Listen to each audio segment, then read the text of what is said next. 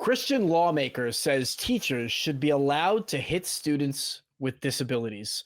This next segment outlines exactly what happens when religion enters government, but more specifically, when Christianity enters government. The state of Oklahoma, where it is legal for teachers to beat students, is revising its policy to also include abusing children with disabilities, which it currently cannot do. Christian Republican lawmakers are citing the Bible to justify a teacher's a teacher's need to treat children with violence, quoting multiple Bible verses to include teachings from Jesus. Republicans, who hold overwhelming majorities in both the Oklahoma State Senate and House of Representatives, are supporting legislation that takes a parent's right away to choose if their disabled children can be physically disciplined. This is not just some traditional approach to discipline. Heck, it's not even just an attack on children.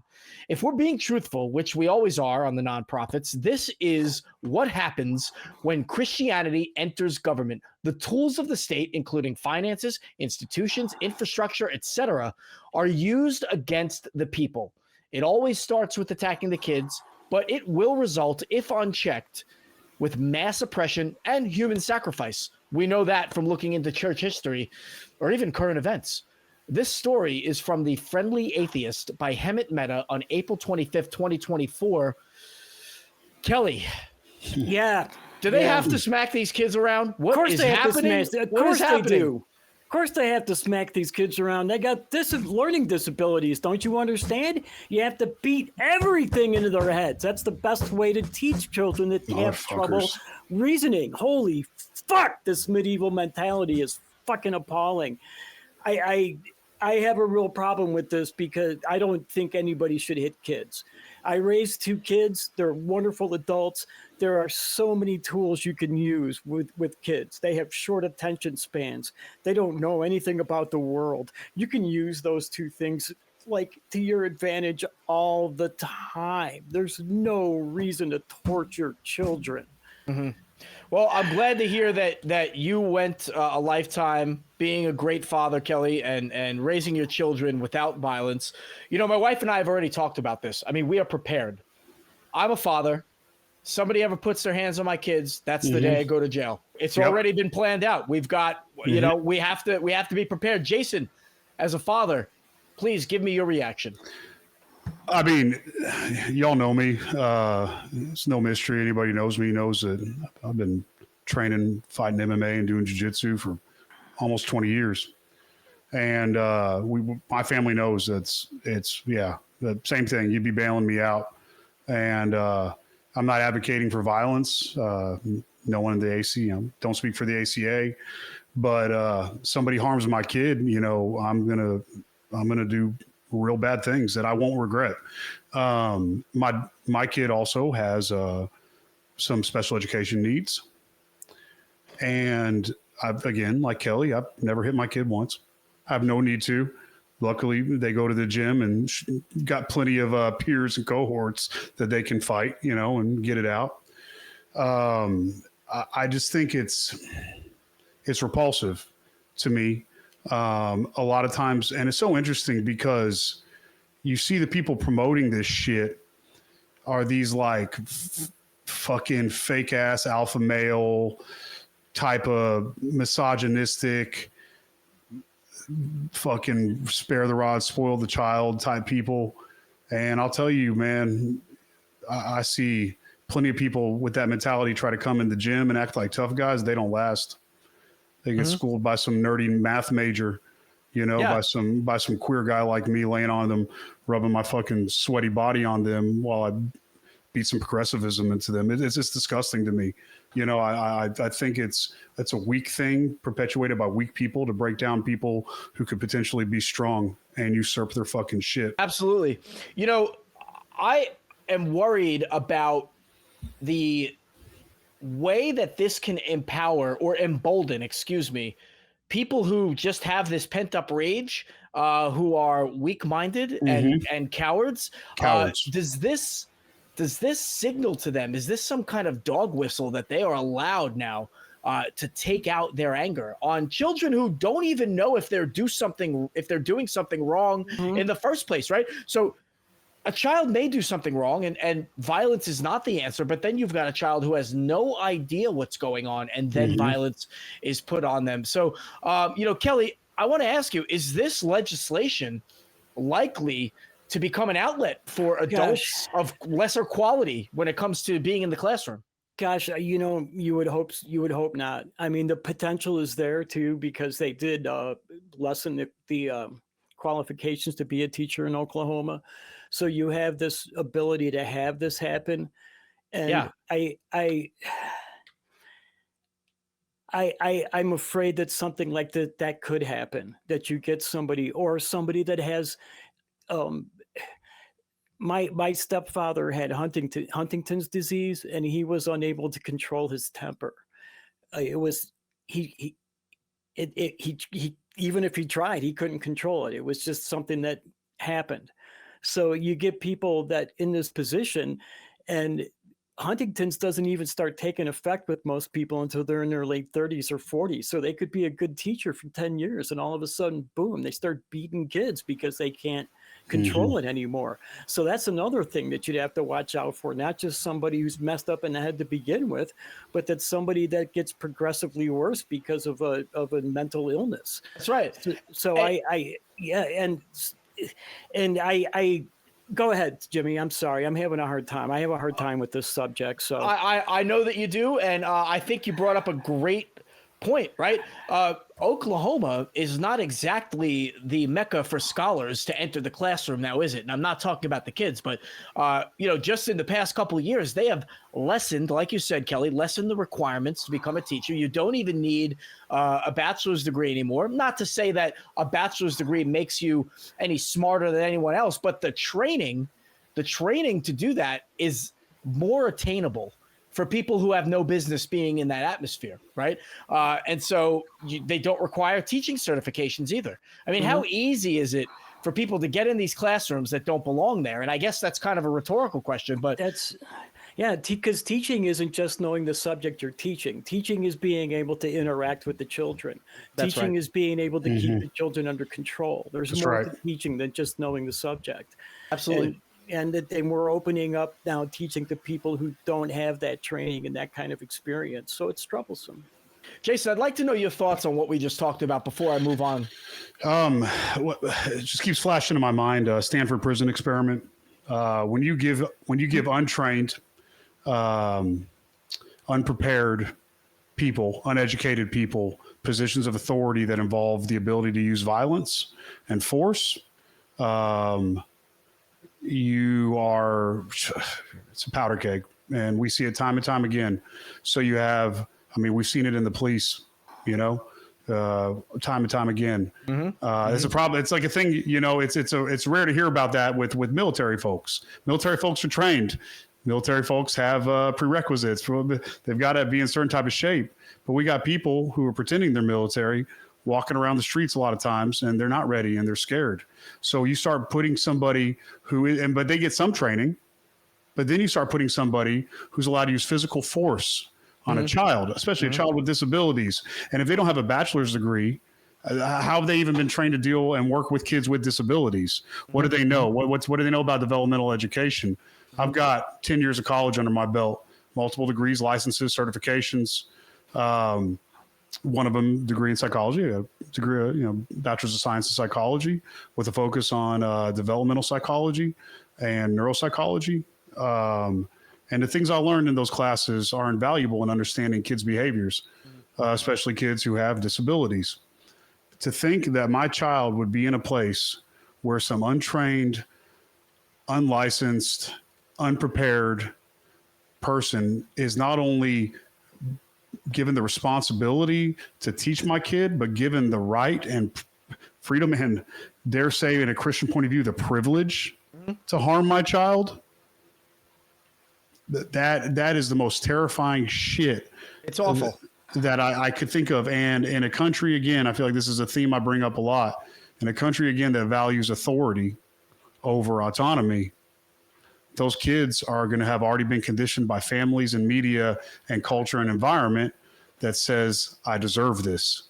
And Well, it's especially fucked. in Christianity, right? I mean, Oh, you yeah. you are. Go ahead, Kelly. I I'm want about to to get to say, Kelly, and I or want to it's- switch gears here. Or it's going to do exactly the opposite. It's going to teach these kids that if I get up and I say something, I'm going to get beaten back down. This is what authority is going to do to me, right? Well, yeah, that's what I was saying. I agree. This kid in Yeah. the wheelchair that can't get away, who literally can't get away. He is physically stuck there while he's getting beaten. And believe me, that's a whole level of psychological torture piled on top of the physical torture. Believe me, I know for a So fact. there's Right? But maybe that kid is the next freaking top physicist. Maybe that kid is going to be an incredible author, right? He's going to write movies that people are going to enjoy, but now he's not going to because it was beaten the fuck out of him. Well, there's a lot of layers here about how this is so wrong. We've definitely addressed the cowardice of adults to take out their anger. But what I want to move into is the essential building blocks of Christianity, if you will, because it has been propagated over centuries that people are bad, they deserve torture, they deserve to be treated with violence, right? And they deserve to have that done by the people in the positions of authority within that religion. Now, what we're seeing in Oklahoma is a gross violation of the Constitution because we have got Oklahoma government officials on the Oklahoma, in both houses of the Oklahoma legislature, openly advocating for implementing Christianity. And the result is violence against kids. Gentlemen, I want to ask you, how can we reflect, how can we take this topic and apply it to a violation of our constitutional rights? Kelly, you want to go first? He'd have to prove that it was religiously motivated, and I don't know if that's possible. Well, I think you can. I think you can prove it's religiously motivated because empirical study after empirical study after empirical study. I've got them on my computer right now. I've got them in a library because of this shit. Empirical study shows that whenever this type of discipline is implemented, whenever you have discipline and programs like corporal punishment or abstinence-only programs, you see undesired outcomes. There's negative correlations. I get that, Jason, but you didn't prove to me that it wasn't religiously motivated. Well, because what else would it be motivated by? You can tie it directly. Be just tradition. Yeah, but what about this the is fact? the tradition of our society? It doesn't have to be tied to religion, and Kelly, that's the problem. Then at that point it evolves past religion, and then it goes into the field of what we call culturally acceptable beliefs. That's a bold word in your textbook. Culturally acceptable beliefs. We're not talking about in a textbook. We're talking about in a courtroom. But that's how you would use it, and there's empirical data that you can use to back how these things can be harmful and archaic. I understand what you're saying, Jason. But what I'm saying doesn't seem to be hitting with you. Yes, it's a bad system. We can prove that it's a bad system. But you have to prove that when they passed this law, they passed it for religious reasons. Well, Kelly, that you can't do with the empirical data that you're talking about. In the government, the proponents of this law are actively citing the Bible. Yeah, that's what I'm saying. Like they are saying this is what we should be allowed to do because of what is in the Bible. And so I think that does kind of transcend strictly government operations and shows a gross violation of our constitutional rights by endorsing a religion. It's not even a gross violation. It's treasonous and traitorous. What you're doing is a preferential treatment of a nuanced version of a religion by a very specific socio-cultural group in a certain region. Like it is regionally specific to a certain culture. I mean, if that's not preferential treatment over all religious interpretations, to me that's disgusting, and I think it's very specific, and you can see a pattern, you can build off of it and see the different people who believe these things are promoting them in their different pockets, and then generally these motherfuckers talk to each other and interact and share. Here's the thing too. I just think we have a higher standard that the courts have a higher standard with something like this, and that's why we have coaches. That's why we have coaches doing prayers on football fields. I think the courts have lower standards, and that's a problem. And we talked about this in my last law course. They have higher standards for the evidence that you need to win this case. That's what I mean. Hey, Jason, he's got a point now, doesn't he? So we've got our And I'm going to be very careful because I was on one episode of the Nonprofits and I called him our Secretary of State, and I got completely eviscerated in the comments. Our Speaker of the House, there he is, folks. For those of you who like to point out my misspeaks, but our Speaker of the House is on the House floor reading from the Bible, praying, and not being held accountable. So, Yeah. I mean, I think Kelly might have a point in the fact that, well, Jason, I agree, the standards are low, right? But that only means that it sways so far in the other direction for them to actually be convinced that what's happening is a violation of the Constitution. Kelly, how did I do there? Yeah, that was good. And maybe not just convinced, but swayed to give up what they believe with all their hearts, right? And it's not. And Jason, I totally agree with you with that data. I totally agree with that. I think there's way better ways to deal with children than to hit them. You know, like when my kids threw temper tantrums, I threw one with them, and that stopped it. Well, you know, what this reminds me of is opposition against queer people and queer marriage. There's no fucking reason why anybody would oppose that except for religious motivation. Yeah, I mean, it's so silly. There's no scientific backing. There's no social fucking damage to it. So you reverse it and you see something like this, and I can't help.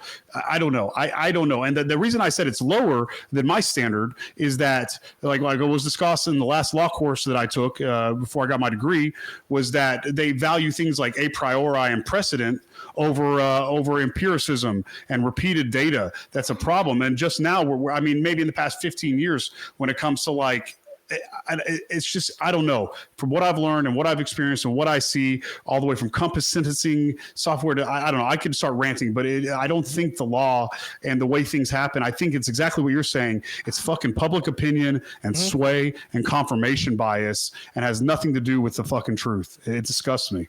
So, though there is something else that I think is incredibly alarming. They're not even trying to hide it. They're not even trying to mask it. I mean, dude, yeah, man. They are out in public. Their records are being kept. They're out there quoting the Bible on an open floor, and there is no shame.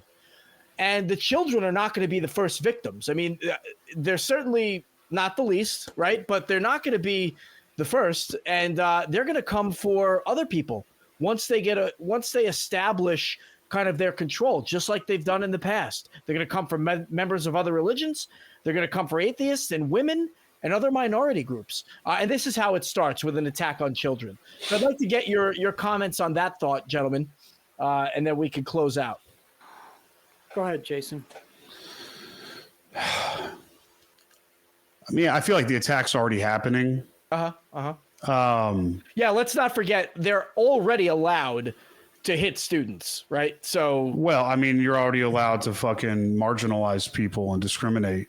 You know, you're allowed to do these things. What I think happened is that, you know, possibly a certain political figure who behaves a certain way did a good job representing a bunch of fucking shitty people, and now they're emboldened.